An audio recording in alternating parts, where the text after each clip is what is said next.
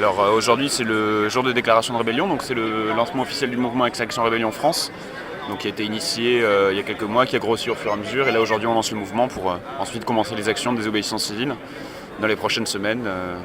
Voilà. Moi je suis pas très dénonciateur, enfin je pense que ça suffit pas en soi, mais c'est une bonne façon pour certaines personnes d'entrer dans le champ de l'écologie. Pour avoir une espèce de continuum en fait entre les moins radicaux ou les moins violents et les actions les plus radicales ou qui pourraient être considérées comme violentes. Donc moi je suis pas du tout dogmatique ni de la violence ni de la non-violence. Mais en tout cas les marches pour moi sont un moyen sans doute nécessaire pour que certaines personnes commencent à s'intéresser à l'écologie, mais ça ne doit pas être une fin en soi et on doit aller au-delà de ça.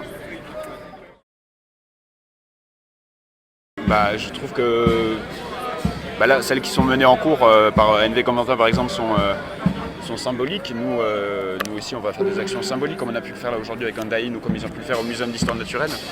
Donc on va faire des actions symboliques au début parce qu'on n'est pas des experts de la désobéissance civile, mais par contre la stratégie c'est de monter en puissance et d'être en capacité de faire des actions qui impactent réellement l'économie, qui sont contraignantes pour les responsables qui les subissent. Et voilà, donc c'est quand même le symbolique au début, et puis qu'on gagne en expérience, plus de radicalité et plus d'efficacité. C'est un concept qui est très relatif, d'ailleurs nous on en a beaucoup discuté à l'intérieur du mouvement, on est beaucoup on a beaucoup d'espaces de débat en ligne, et on a beaucoup décidé de où on plaçait le curseur entre violence et non-violence. Par exemple, pour moi, la dégradation matérielle n'est pas violente si elle a été concertée à l'avance par un groupe local assez nombreux, assez massifs pour décider que c'était nécessaire pour se faire entendre.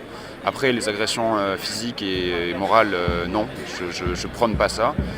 Je prône pour viser directement par contre les responsables, donc que ce soit les grands actionnaires des grandes multinationales, que ce soit les hommes politiques qui sont inefficaces et qui n'ont pas envie d'agir.